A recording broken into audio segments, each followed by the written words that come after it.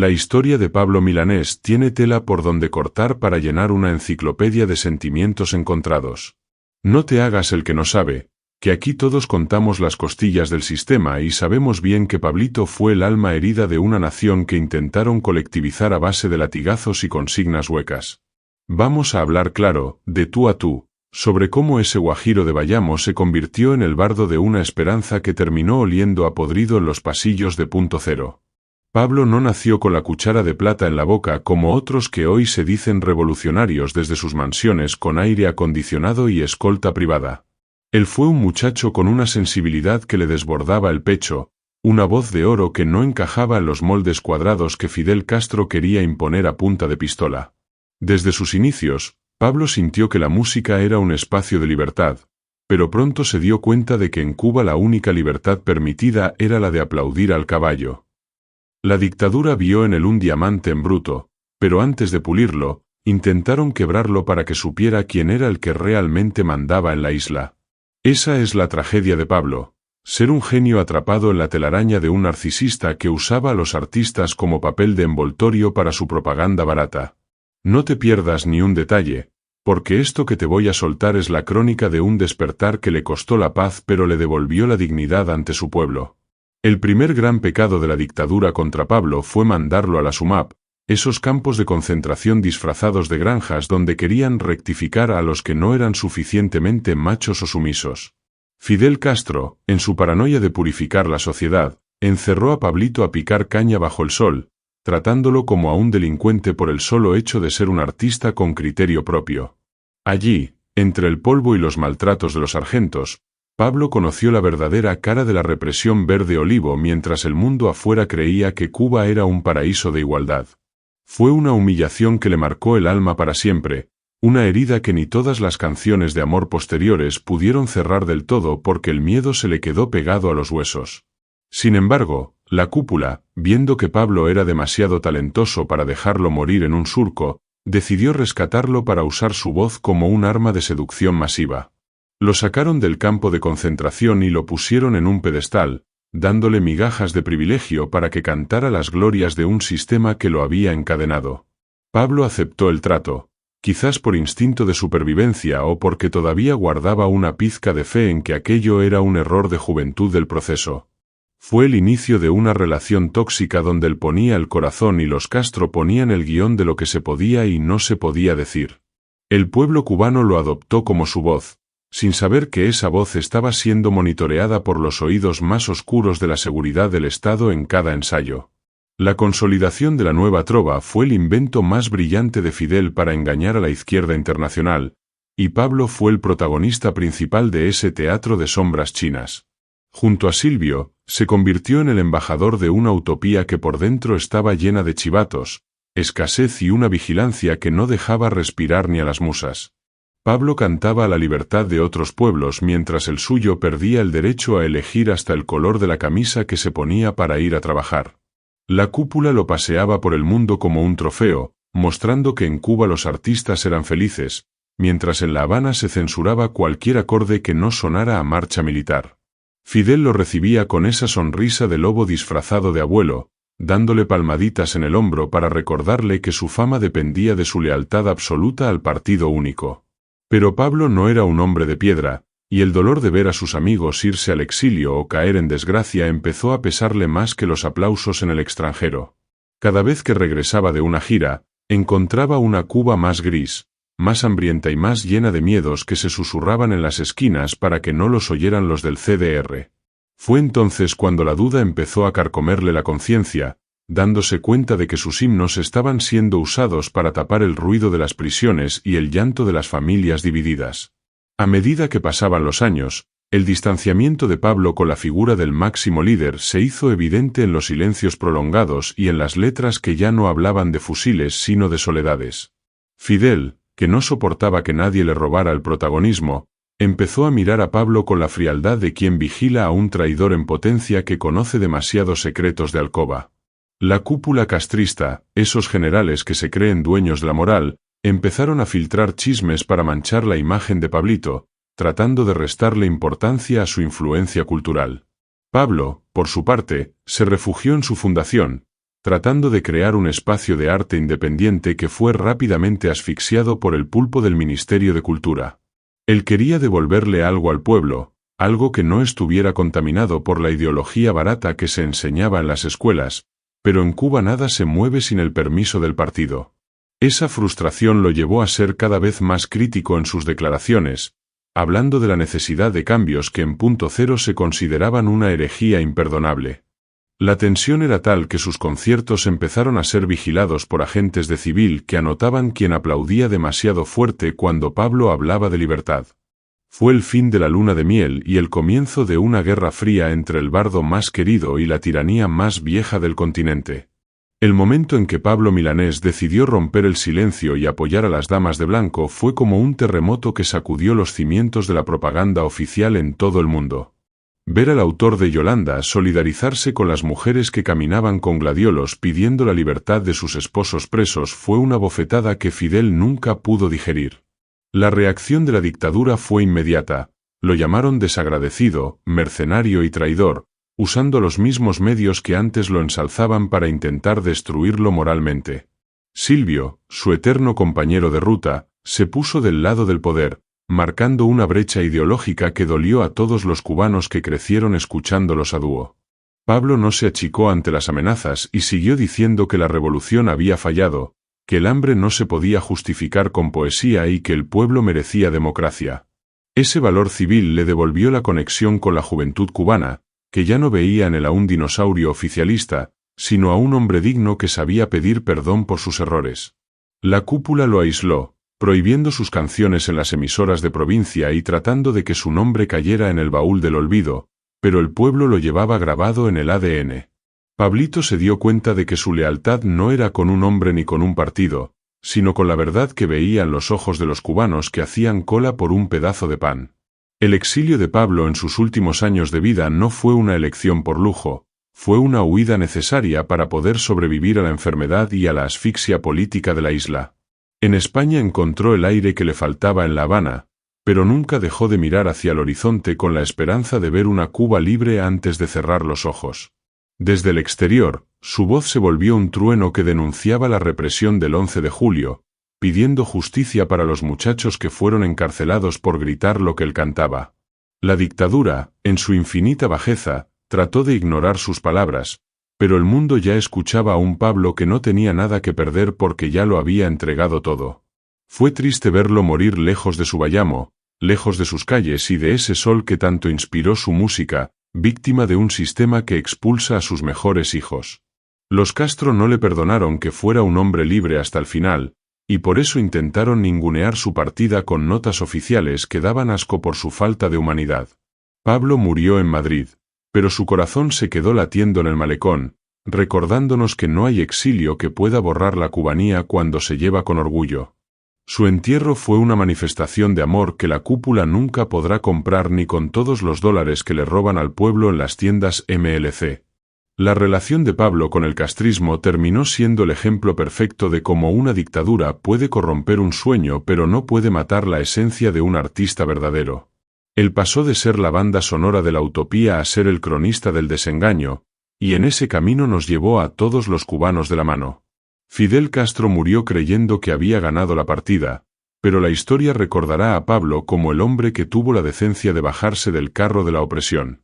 La cúpula actual, con sus generales herederos, le tiene miedo a la memoria de Pablo porque sus canciones siguen pidiendo cambios que ellos no están dispuestos a dar.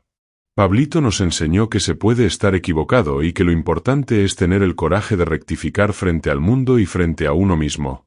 Su vínculo con la dictadura fue una cadena que él mismo se encargó de romper eslabón por eslabón con cada declaración de sus últimos años.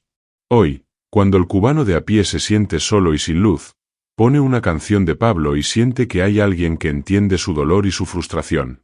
Pablo Milanés no es de los Castro, Pablo es de Cuba, de la Cuba que sufre y de la Cuba que algún día será libre de verdad. No creas que la cúpula se quedó tranquila cuando Pablo empezó a soltar las verdades que le quemaban la lengua. Ellos activaron toda la maquinaria del fango para intentar silenciarlo. Mandaron a los intelectuales orgánicos a escribir artículos llenos de bilis contra él, tratando de decir que Pablo estaba confundido o que le habían pagado desde afuera.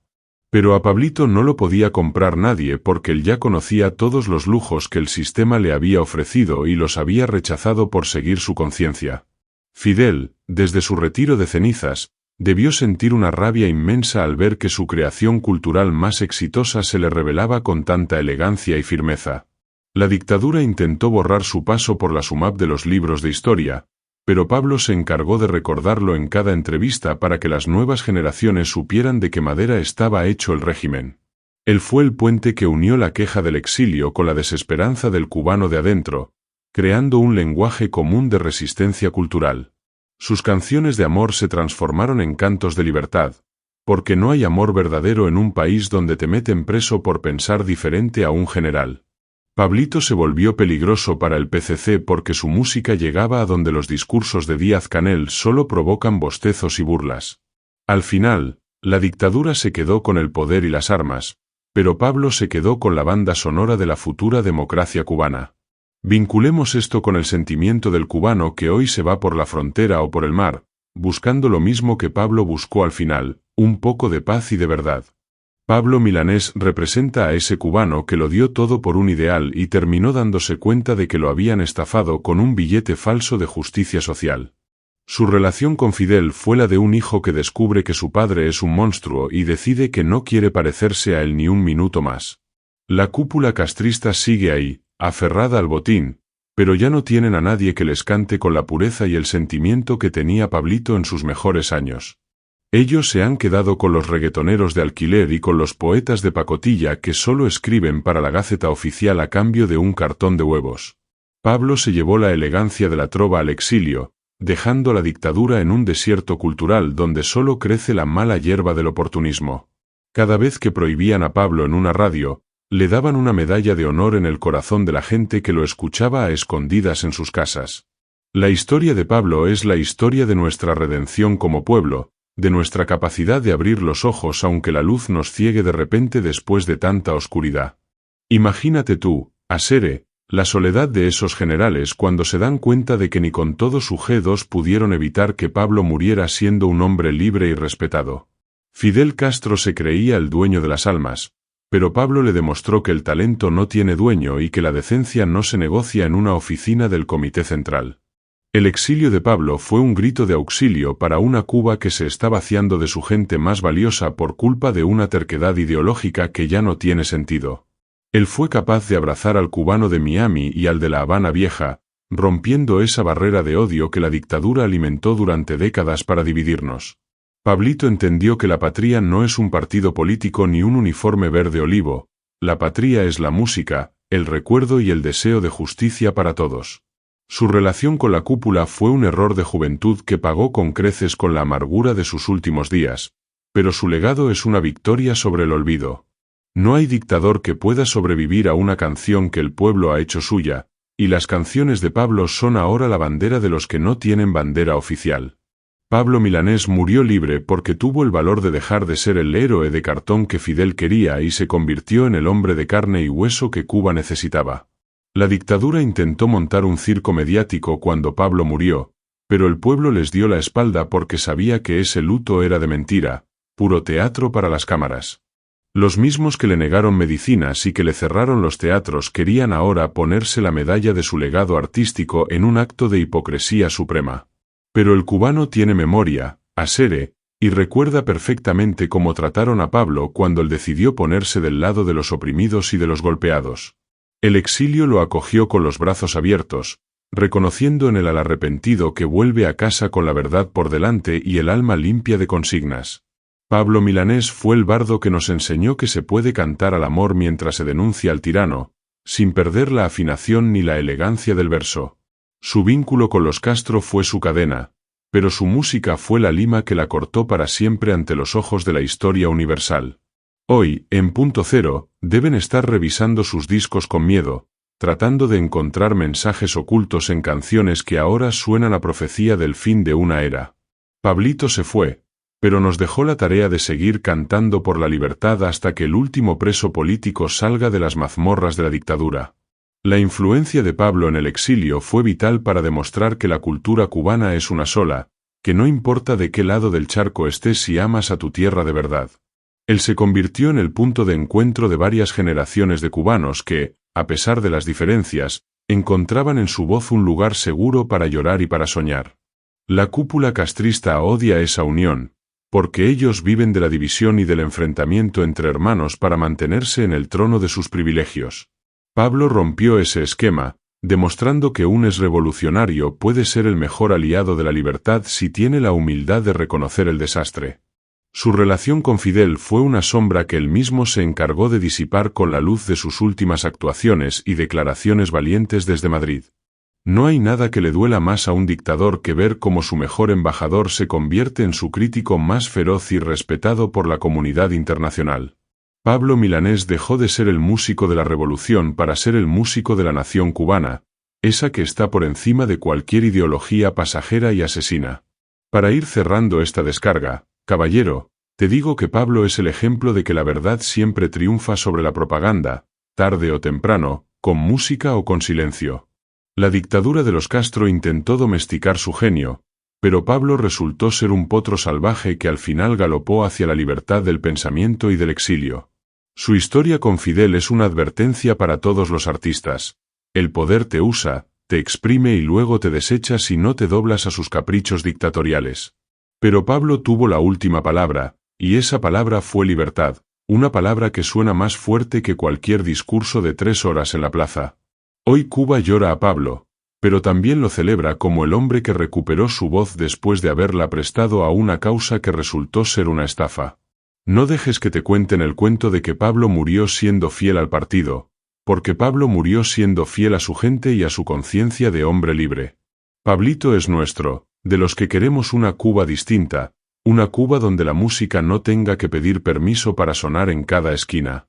Así que, Asere, la próxima vez que pongas a Pablo, hazlo con la cabeza alta, sabiendo que estás escuchando a un hombre que le ganó la pelea moral al dictador más largo de la historia.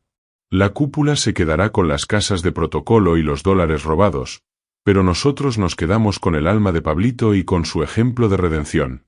Su relación con los Castro fue su calvario, pero su música es nuestra gloria y nuestra esperanza de que el mañana sea distinto y más justo para todos. No olvides que Pablo Milanés prefirió morir lejos de su casa antes que vivir callado bajo la bota de los generales que hoy asfixian a la isla. Ese es el gran secreto de su grandeza, su capacidad de decir no cuando todo el mundo decía sí por miedo o por conveniencia política. Patria y vida, mi gente, y que la voz de Pablo nos siga guiando hacia ese día donde todos los cubanos podamos cantar juntos sin que nadie nos vigile. Nos vemos en la próxima descarga, que la historia de Cuba es larga pero la verdad siempre encuentra el camino de regreso a casa.